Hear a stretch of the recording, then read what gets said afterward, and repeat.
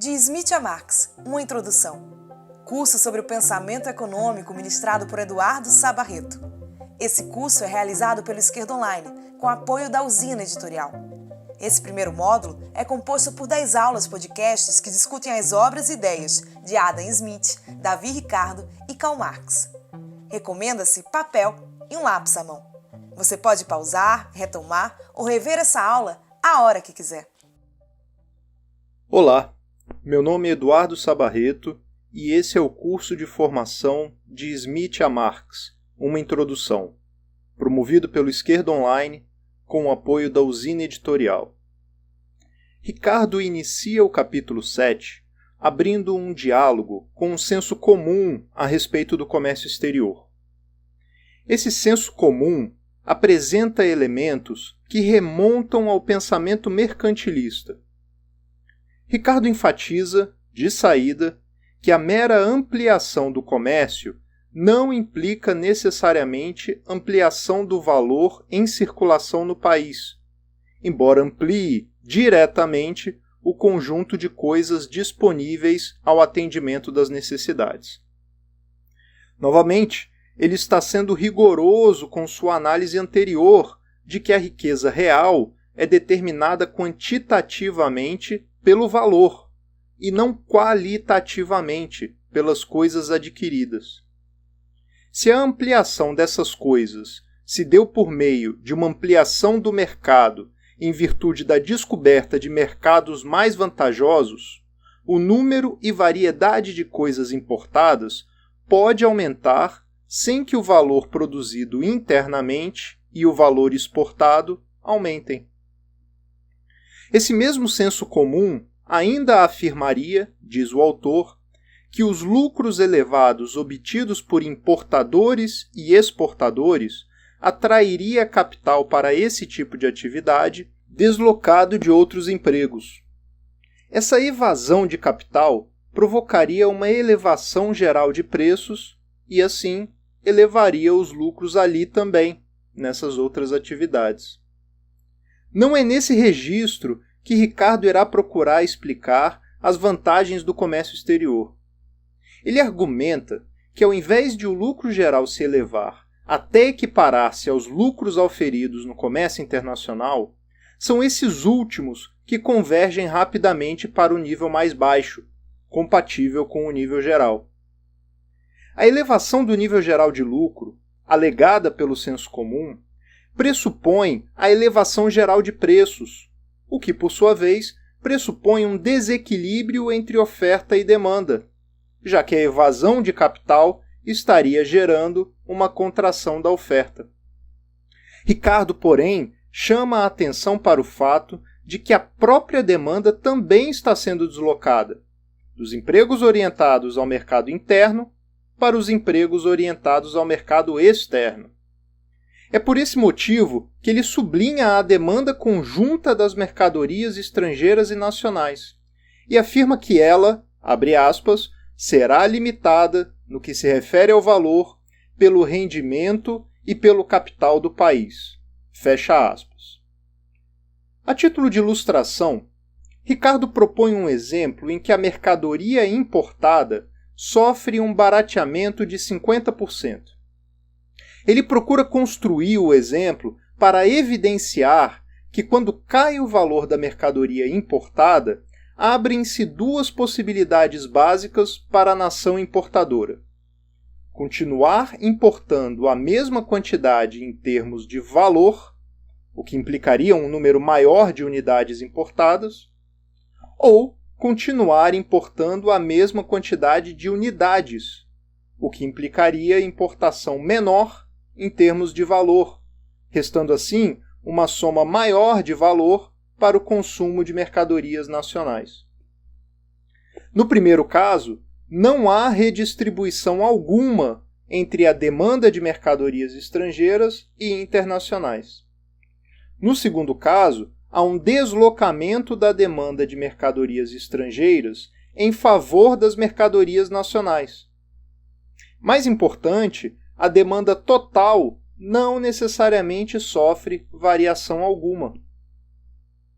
Estando claro que esses deslocamentos do capital entre atividades não altera a demanda conjunta por mercadorias e tampouco provocam uma elevação geral dos lucros, Ricardo se volta à acumulação de capital. Ele vai se perguntar, então, por quais meios é possível acumular capital. Sua resposta inicial é que tanto o aumento do fluxo de rendimentos quanto a redução do consumo são capazes de gerar poupança de recursos que podem, então, ser empregados como capital. Notem que, mesmo nessa primeira aproximação, a resposta de Ricardo já é mais completa que a resposta que vimos com Smith. Lembrem-se que, em Smith, a acumulação de capital é determinada pela proporção entre trabalho produtivo e improdutivo, e que a fração do trabalho produtivo é ampliada pela abstinência do capitalista, isso é, pelo sacrifício do consumo pessoal do capitalista em favor de um consumo produtivo. Esse ponto está contemplado por Ricardo, que ainda acrescenta, de saída, que esses recursos, para serem aplicados como capital, podem vir de um aumento dos rendimentos, não necessariamente da contração do consumo. No entanto, ainda encontramos mais um acréscimo decisivo, que servirá, inclusive, como gancho para as ponderações a respeito do comércio exterior. Ricardo irá perceber com muita clareza que uma das maneiras de liberar recursos a serem aplicados como capital é poupar o próprio capital já empregado. Isso é, reduzir o consumo, sim, mas o consumo produtivo. Com isso, ele vincula os dois determinantes aludidos no início, elevação do rendimento e redução do consumo. Como seria possível reduzir o consumo produtivo sem provocar diminuições subsequentes na própria produção? Basicamente, de duas maneiras: tornando o consumo do capital circulante ou do capital fixo mais eficaz, ou reduzindo o consumo do capital circulante. O consumo do capital poderia ser tornado mais eficaz com a introdução da maquinaria, que é capital fixo, por exemplo. Nesse caso, o uso de máquinas viria a reduzir o consumo daquele conjunto de mercadorias que seriam, no processo produtivo, transformadas no produto final. Em termos contemporâneos, diríamos que houve aí uma elevação da eficiência do aparato produtivo. O fundamental é perceber que agora, para obter um mesmo resultado em termos de produção, menos capital precisa ser adiantado em meios e objetos de trabalho. Ou seja, obtém-se um mesmo resultado com um capital menor. É por isso que Ricardo afirma, abre aspas, se, pela introdução de maquinaria, o conjunto das mercadorias em que se empregava o rendimento diminuísse 20% em valor, eu poderia economizar da mesma forma como se meu rendimento houvesse aumentado 20%. Fecha aspas. Para reforçar, o resultado que temos aqui é que a redução do consumo produtivo tem efeito análogo ao de uma elevação do rendimento e, portanto, pode vir a impulsionar a acumulação de capital. O mesmo raciocínio pode ser transposto aos adiantamentos de capital circulante destinado à remuneração dos trabalhadores. Mas em condições de equilíbrio entre oferta e demanda de trabalho, o capitalista remunera os trabalhadores ao nível do salário natural. Nessas circunstâncias, não podemos supor que esses adiantamentos seriam diminuídos pela simples contração arbitrária dos salários abaixo de seu nível natural. Não é disso que Ricardo está tratando. Em seu argumento, a redução desses adiantamentos seria possibilitada pelo barateamento dos próprios itens de consumo normal dos trabalhadores. E esse barateamento poderia ser provocado pela introdução de produtos estrangeiros de menor preço que os produtos nacionais. Isso provocaria uma redução do salário natural, que, por sua vez, diminuiria a magnitude do capital circulante a ser adiantado como remuneração dos trabalhadores. O efeito, novamente, é análogo a uma elevação dos rendimentos. Por essa redução do consumo do capital, cria-se, da mesma forma, a possibilidade de impulsionar a acumulação. Por que, nesse raciocínio, os produtos estrangeiros podem chegar ao mercado a preços menores? Lembrando que Ricardo afirma, no final do capítulo 4, que irá desconsiderar desvios entre preço natural e preço de mercado, a única explicação é que no exterior esses produtos são produzidos com menos trabalho. Procurem perceber que a reflexão ricardiana a respeito do comércio exterior está fortemente apoiada nesse resultado. Quando as mercadorias podem circular livremente entre países, a tendência é que as mercadorias que chegam ao mercado sejam aquelas cuja produção tenha exigido a menor quantidade de trabalho. Isso implicaria uma melhor distribuição geral do trabalho. Isso é, o trabalho sempre seria aplicado nas atividades em que ele produz resultados mais eficazmente. Nesse ponto, estou apenas adiantando o sentido geral da teoria. Ainda veremos, a seguir, alguns detalhes importantes do argumento do autor. Antes de avançar, vejamos como Ricardo sintetiza os resultados até aqui obtidos. Abre aspas.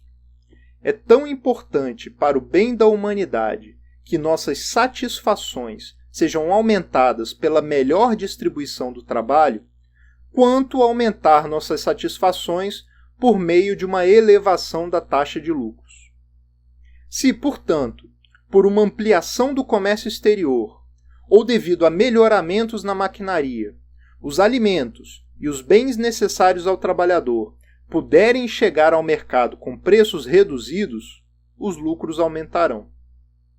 Se, em vez de cultivar nosso próprio trigo ou de fabricar as roupas e outros produtos necessários ao trabalhador, descobrimos um novo mercado do qual possamos abastecer-nos de todas essas mercadorias a um preço mais baixo, os salários diminuirão e os lucros aumentarão.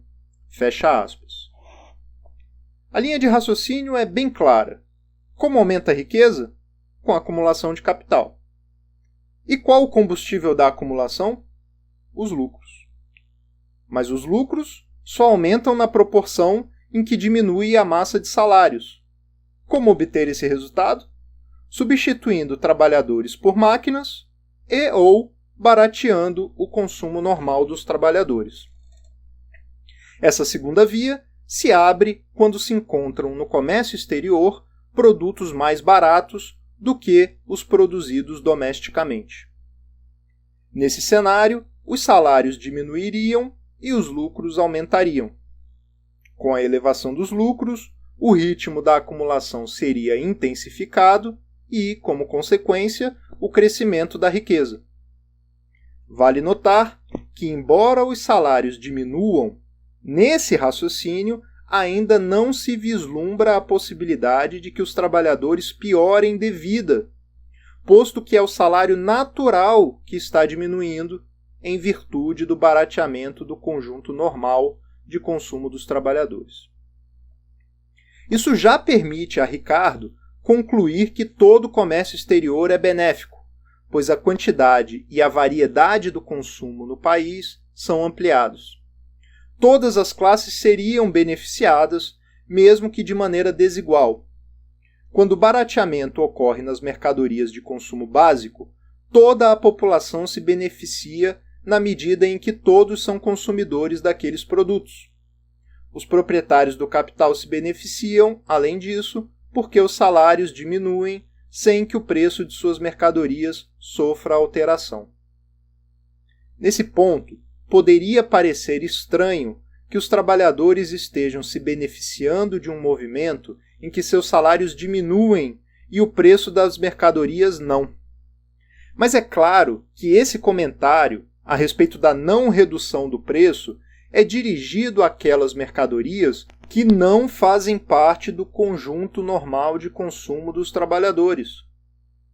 Se, por acaso, a mercadoria fizesse parte desse conjunto de subsistência, seu preço estaria, sim, diminuindo, como Ricardo supôs.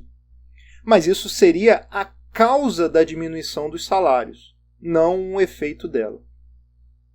Passemos agora à demonstração do autor em que se procura evidenciar as vantagens do livre comércio. Diz ele, abre aspas, num sistema comercial perfeitamente livre, cada país naturalmente dedica seu capital e seu trabalho à atividade que lhe seja mais benéfica. Essa busca de vantagem individual está admiravelmente associada ao bem universal do conjunto dos países. Distribui-se o trabalho de modo mais eficiente e mais econômico, enquanto, pelo aumento geral do volume de produtos, difunde-se o benefício de modo geral e une-se a sociedade universal de todas as nações do mundo civilizado por laços comuns de interesse e de intercâmbio. Fecha aspas. Ou seja, o comércio exterior permitiria a distribuição mais eficiente do trabalho, e sendo a mais eficiente, é a que garante o melhor resultado material para qualquer dada quantidade de trabalho. Essa abundância material beneficiaria a todos.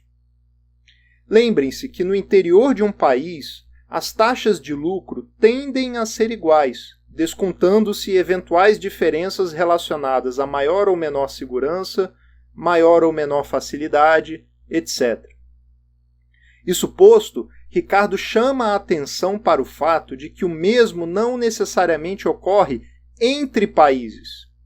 Ou seja, as taxas de lucro entre países podem ser distintas, mesmo abstraindo de desigualdades oriundas de diferentes padrões de risco.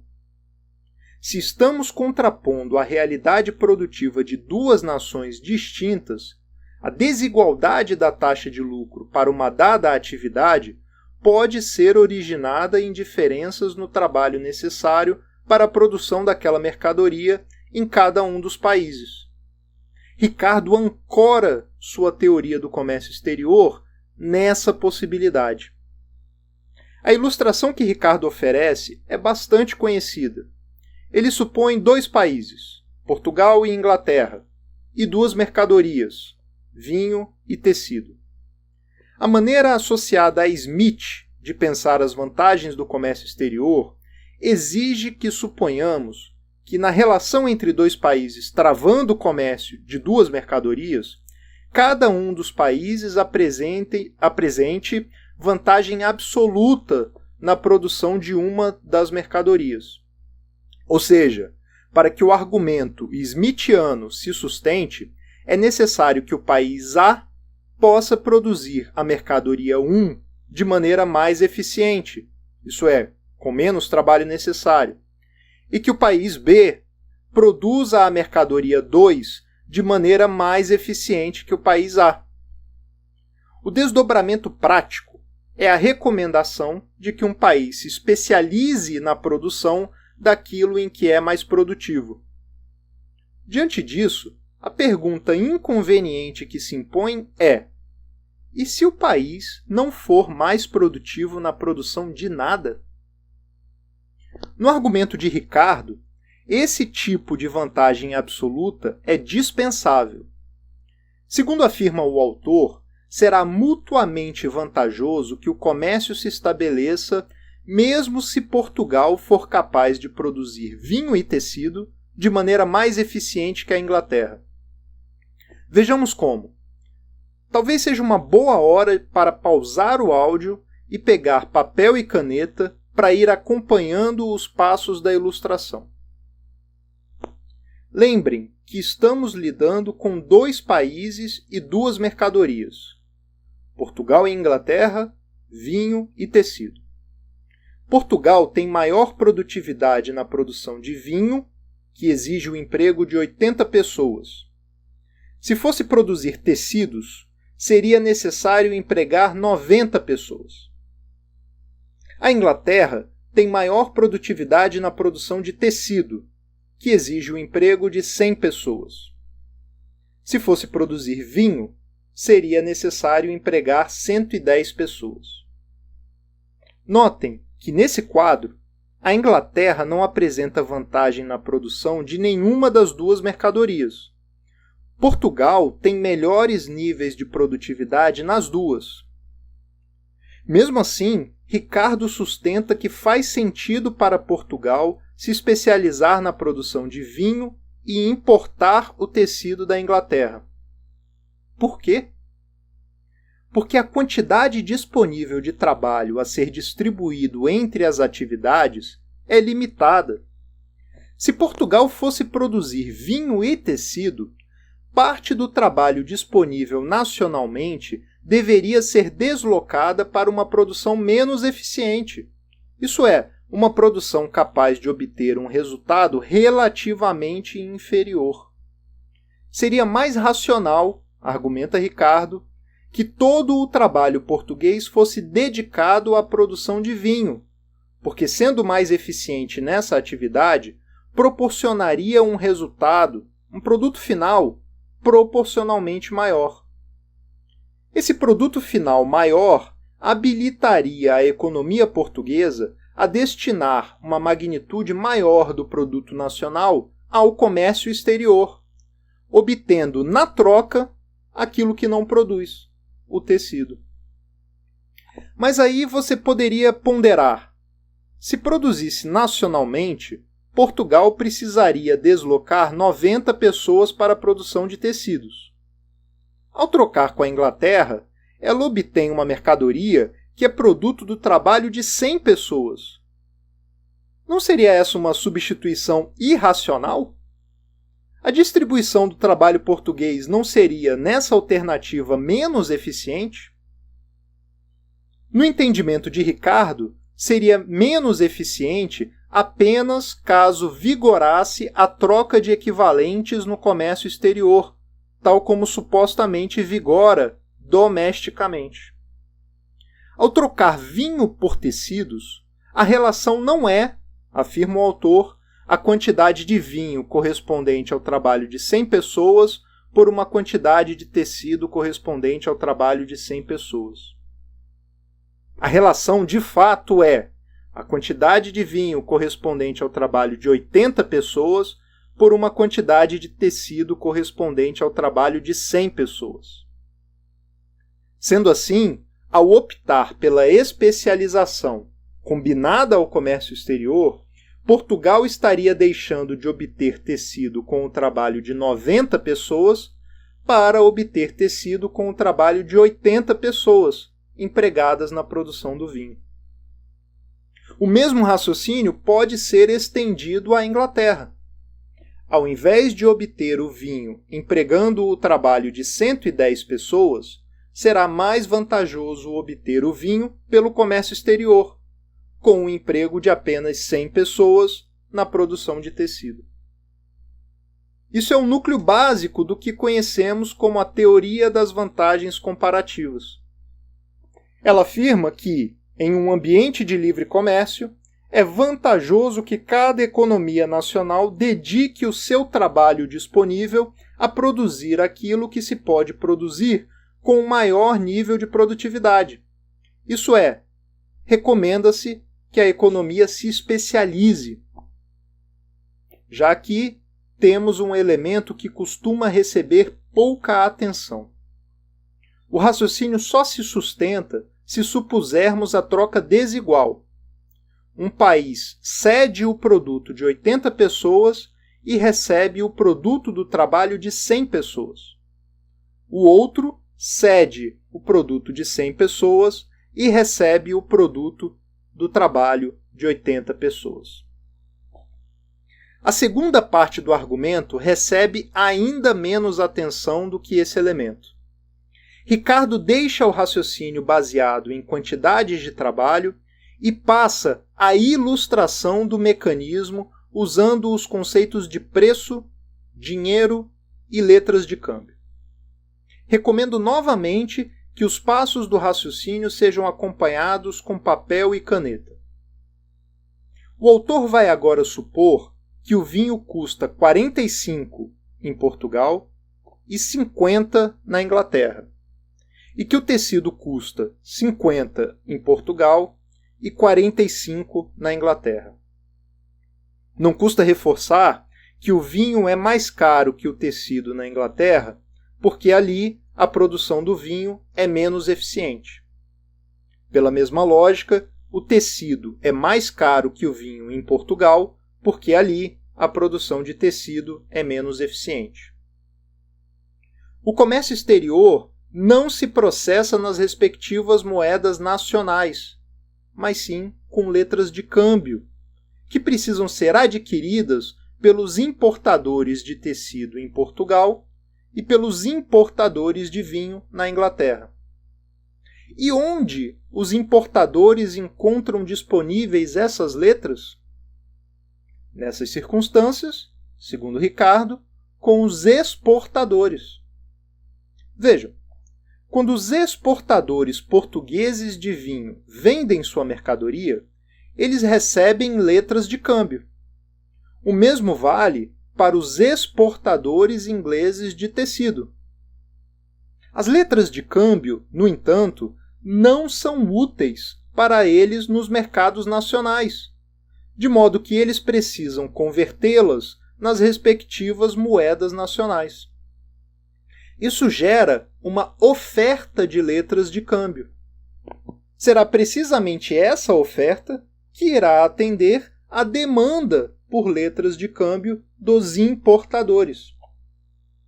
Nesse quadro, a demanda dos importadores por letras de câmbio é atendida pelos exportadores. E a demanda por moeda nacional dos exportadores é atendida pelos importadores. Apenas as mercadorias e as letras de câmbio circulam entre os países. As moedas nacionais, isso é, os dinheiros metálicos cunhados, circulam apenas internamente. Por isso, Ricardo conclui essa etapa do capítulo da seguinte forma, abre aspas, assim, sem que o dinheiro necessite transferir-se de um país para o outro, os exportadores de cada um deles serão pagos por suas mercadorias. Sem que exista nenhuma transação direta entre um e outro, o dinheiro pago em Portugal pelo importador de tecidos será entregue ao exportador português de vinho. Na Inglaterra, pela negociação da mesma letra, o exportador de tecidos poderá receber o valor respectivo do importador de vinhos portugueses. Fecha aspas. Esse equilíbrio harmônico dos fluxos de mercadorias, letras e dinheiro, porém, apenas se sustenta enquanto é vantajoso para a Inglaterra importar vinho e exportar tecido, e enquanto é vantajoso para Portugal importar tecido e exportar vinho. O que seria capaz de alterar esse arranjo? Agora passamos, de fato, a uma parte pouquíssimo enfatizada da teoria do comércio exterior ricardiana. Recomendo novamente que os passos do raciocínio sejam acompanhados com papel e caneta.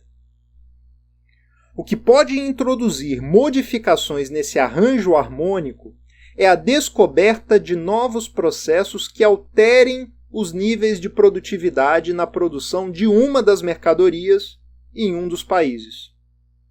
Vamos supor, com Ricardo, que se descobre um novo processo de produzir vinho na Inglaterra, de tal modo que deixe de ser vantajoso importá-lo. Podemos supor que agora a produção inglesa de vinho demandaria apenas o trabalho de 100 pessoas, não mais 110. E que, portanto, o preço do vinho inglês pudesse cair para 45. Com isso, também deixaria de ser vantajoso para os produtores portugueses exportar seu produto para a Inglaterra. As transações com o vinho cessariam, mas as transações em tecido não necessariamente cessariam de imediato. Enquanto o tecido custar 45 na Inglaterra e 50 em Portugal, fará sentido para o importador português de tecidos manter suas operações. No entanto, como a figura do exportador de vinhos desapareceu também aquela fonte de letras de câmbio que havia no arranjo anterior. O importador, contudo, precisa encontrá-las ainda assim. Surge a figura do operador de letras de câmbio, que terá também uma contraparte na Inglaterra, que será responsável por converter as letras recebidas pelos exportadores ingleses em moeda nacional. Vejamos como ficam os fluxos. O importador português recebe tecido do exportador inglês. Ele precisa, antes disso, ter convertido o dinheiro português em letras de câmbio. Por isso, ele entrega dinheiro ao operador de letras português e recebe as letras. Esse primeiro fluxo, então, é tecidos da Inglaterra para Portugal, por um lado, e letras de câmbio de Portugal para a Inglaterra, por outro. Agora, o exportador inglês precisa converter as letras recebidas em dinheiro em inglês. Por isso, ele entrega as letras ao operador inglês e recebe em troca a moeda nacional. Com isso, temos já, novamente, os dois fluxos internos: dinheiro por letras em Portugal e letras por dinheiro na Inglaterra. Mas algo está faltando. De onde vieram as letras que estavam disponíveis com o operador português? E de onde veio o dinheiro que estava disponível com o operador inglês? Ora, temos aqui outro fluxo. O operador português obtém as letras de sua contraparte na Inglaterra. Para isso, ele precisa transferir dinheiro, que não pode ser transferido como mero dinheiro português, mas sim na forma daquele conteúdo comum que possui com o dinheiro inglês. Em outros termos, as letras são obtidas pelo operador português transferindo riqueza metálica para o operador inglês. Temos aqui, portanto, outro fluxo: letras da Inglaterra para Portugal, por um lado, e riqueza metálica de Portugal para a Inglaterra, por outro. Percebam que, completada a imagem geral, o tecido flui apenas numa direção. As letras fluem em ambas as direções. E a riqueza metálica flui apenas na direção Portugal-Inglaterra. Para reforçar, nessa nova situação, instala-se uma evasão de metais de Portugal, por um lado, e um influxo de metais na Inglaterra, por outro. Isso provoca uma elevação do nível geral de preços na Inglaterra, encarecendo por isso o vinho e o tecido consumidos internamente. Em Portugal, observa-se uma contração geral do nível de preços. Em nenhum dos dois casos, a taxa de lucro vigente nacionalmente seria alterada, já que, internamente, os preços movem-se na mesma direção e proporção, já que o movimento está sendo provocado por modificações na expressão monetária dos preços, provocadas, por sua vez, pela nova abundância ou nova escassez de dinheiro. Por outro lado, à medida que os preços em um país e no outro se alteram, os preços relativos entre eles também se alteram. Para o importador português, o tecido torna-se proibitivamente caro, o que, eventualmente, leva também à interrupção da importação de tecidos. Nesse cenário, que contempla a possibilidade de melhoramentos produtivos, a especialização inicial conduz a uma situação em que um dos países tem os seus setores exportador e importador eliminados, além de ficar sujeito a um vazamento de riqueza metálica. O outro país, o primeiro a romper com a especialização, consegue abastecer seu mercado interno com um dispêndio mais eficiente de trabalho e acumular reservas em riqueza metálica. Em suma, a especialização inicial desdobra-se em evoluções bastante distintas para os dois países. Para terminar, Ricardo preocupa-se em abordar a elevação do preço de uma mercadoria em particular, o trigo. De tudo que vimos nos capítulos anteriores, sabemos que a elevação do preço do trigo está na raiz da explicação ricardiana para o estado estacionário. Se fôssemos descuidados, poderíamos ser levados a concluir que a mesma situação ocorre aqui, já que a elevação do nível geral de preços na Inglaterra certamente afetará o trigo também. Ricardo, no entanto, sublinha que se trata de situações muito distintas. No primeiro caso, é o valor do trigo que está mudando, e por isso ele encarece em relação a todas as demais mercadorias. Uma fração maior do produto líquido da sociedade precisa ser destinada ao pagamento de salários, deprimindo os lucros. No segundo caso, é o valor do dinheiro que está diminuindo. Assim, todas as mercadorias seriam igualmente afetadas. As denominações monetárias dos preços se elevam, mas a mesma fração do produto líquido da sociedade continua sendo paga em salários. A taxa de lucro, combustível da acumulação, não se altera em decorrência dessa variação de preços. Na próxima e última parte de nossa discussão sobre Ricardo, abordaremos a reflexão do autor a respeito da ampliação do emprego da maquinaria. Nesse último capítulo que iremos estudar da obra de Ricardo, o autor propõe investigar a influência da introdução da maquinaria sobre as diferentes classes. Logo de início, ele nos alerta que seu posicionamento sofreu modificações. E fica muito claro, da maneira como essa mudança é apresentada, que ele se refere muito mais a posicionamentos políticos do que a posicionamentos teóricos anteriormente publicados. E qual era a sua opinião antes das modificações? Que a introdução da maquinaria beneficiava todas as classes, mesmo sendo ela poupadora de trabalho e mesmo admitindo dificuldades provocadas pela necessidade de redistribuir o capital e o trabalho disponíveis. Como ele sustentava essa posição? Vejamos o argumento para cada uma das classes.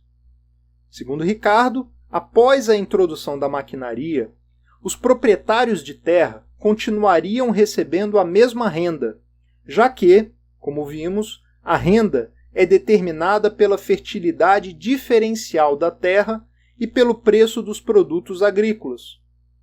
Paralelamente, eles ainda seriam beneficiados pela redução geral de preços das demais mercadorias, provocada pela aplicação da maquinaria. Passando aos capitalistas, encontramos os responsáveis pela introdução da maquinaria. E eles apenas o fazem porque isso proporciona aos pioneiros lucros elevados por algum tempo. Claro, à medida que os métodos mais produtivos vão se generalizando, esses lucros superiores ao natural vão sendo eliminados, pois cai o preço de mercado e o preço natural da mercadoria produzida em condições gerais de maior produtividade. Ademais, ao lado desse ganho extraordinário temporário, os capitalistas também se beneficiam, como consumidores, do barateamento geral das mercadorias. Por fim, temos os trabalhadores. Ricardo alega que não haveria reduções dos salários de mercado abaixo do salário natural. Tal redução não ocorreria porque a demanda geral por trabalho não seria reduzida. Segundo ele, o capital continuaria demandando trabalho, embora em outras atividades, na produção de outras mercadorias. Como operaria esse deslocamento da demanda por trabalho? De acordo com Ricardo, o uso da maquinaria libera trabalho. Mas ao liberar trabalho, libera também o capital circulante antes dispendido como remuneração dos trabalhadores substituídos. Esse capital liberado precisa continuar operando como capital, e para tal pode ser obrigado a encontrar outro ramo de atuação. Vejam o que diz o autor. Abre aspas.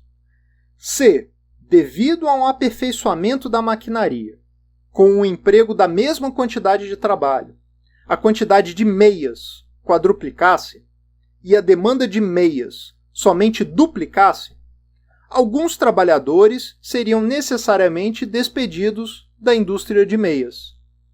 Mas, como o capital que os empregava não havia deixado de existir, e como seria do interesse de seus possuidores empregá-lo produtivamente, parecia-me que ele seria empregado na produção de alguma outra mercadoria útil à sociedade, em relação à qual não poderia deixar de haver uma demanda. Fecha aspas.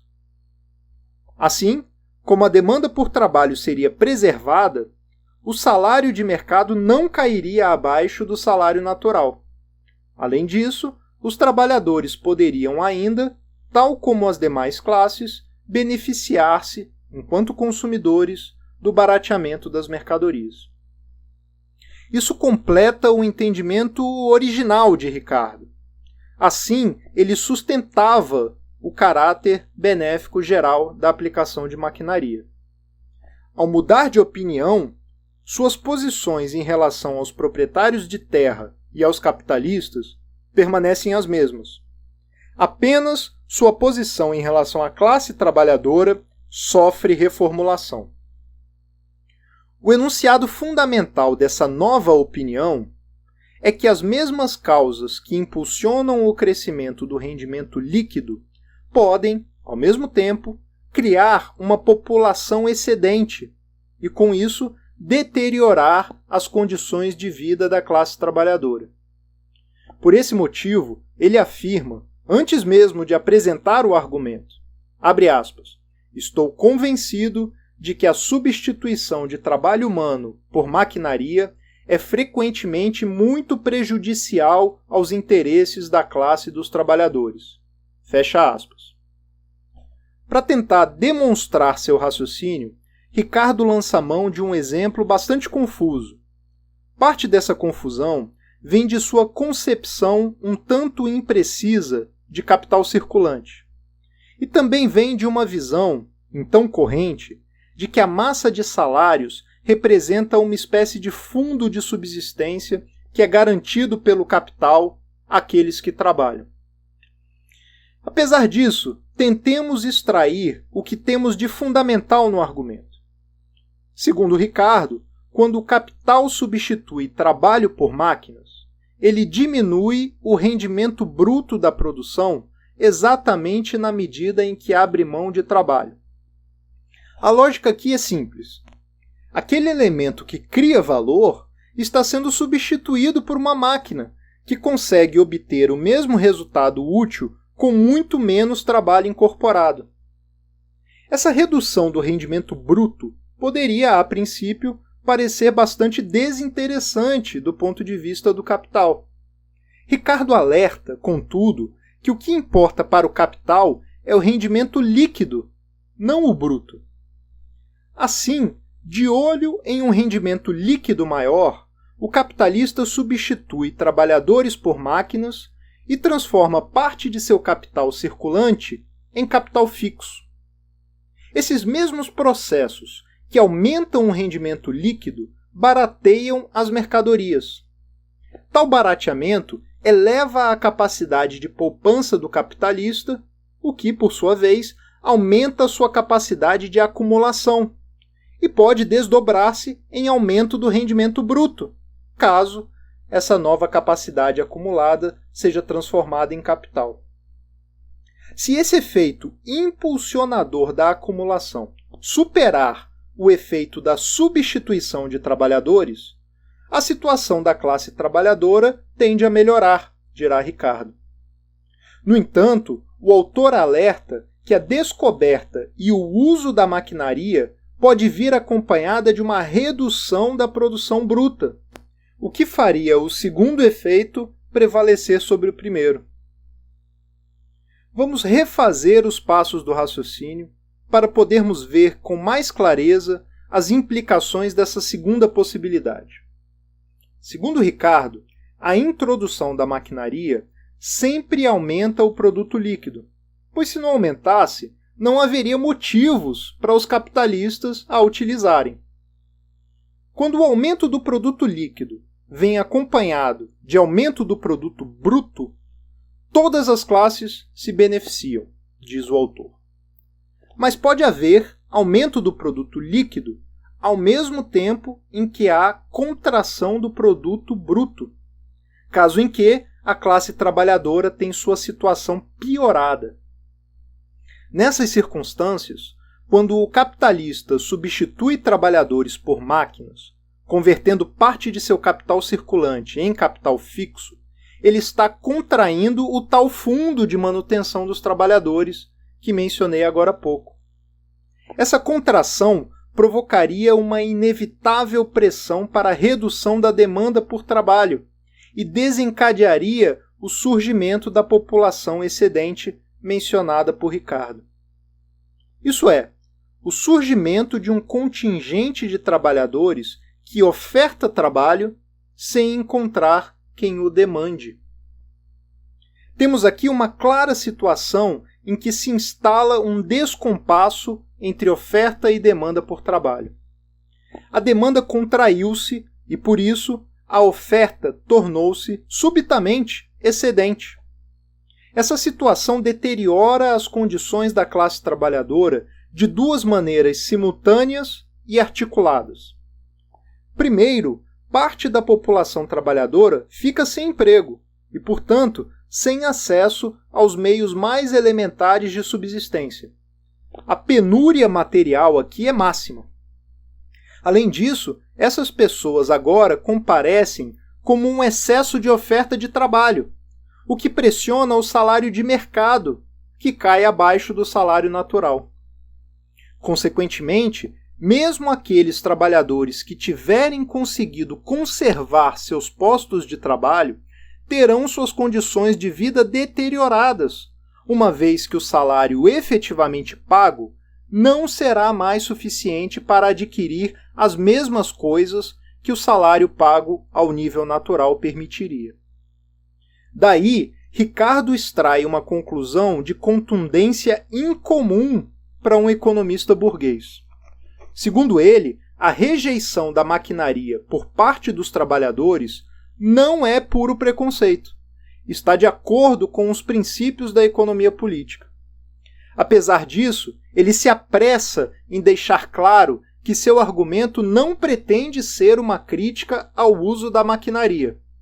Ao contrário, ao invés de enfatizar seu caráter prejudicial, Ricardo vai procurar sustentar seu caráter, digamos, inevitável. Ele levanta duas razões: o custo do trabalho e o comércio exterior.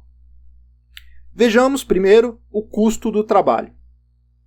Como já sabemos, o crescimento do capital e da população é acompanhado por uma elevação no preço dos alimentos e a consequente elevação no custo do trabalho. Ricardo afirma que é só diante desse encarecimento do trabalho que fará sentido econômico introduzir a maquinaria. A maquinaria viria para substituir o trabalho, que se tornou caro demais. Por isso, diz ele, abre aspas, as máquinas e o trabalhador mantém-se em constante competição, e as primeiras frequentemente só podem ser utilizadas se o preço do trabalho se elevar. Fecha aspas. Mais que isso, tal competição se torna cada vez mais acirrada porque as causas que aumentam o preço do trabalho não incidem sobre o valor das máquinas. Então, a cada rodada de acumulação de capital, uma proporção maior tende a assumir a forma de capital fixo. Ou seja, ao substituir o trabalho caro por maquinaria, o capital estaria preservando seus lucros e, como resultado, adiando aquele momento indesejável do estado estacionário. Vejamos agora o comércio exterior. Quero que vocês recordem daquela segunda metade do capítulo 7, em que Ricardo discute a situação em que a Inglaterra alcança um ganho de produtividade na produção de uma mercadoria que antes precisava importar. Lembrem-se que ali, Portugal, o país que ficou para trás, perde seu setor exportador de vinho, sofre uma evasão de sua riqueza metálica e, enfim, deixa de ser capaz de importar tecidos. Tomemos essa intuição à luz do que foi discutido neste capítulo 31. Conforme Ricardo alega, se em função dos potenciais impactos negativos sobre a classe trabalhadora a maquinaria não é incentivada, o capital tende a buscar outras praças onde o rendimento líquido é maior. Se o rendimento líquido estiver deprimido em função de custos do trabalho elevados, esse capital provavelmente será transferido para o exterior.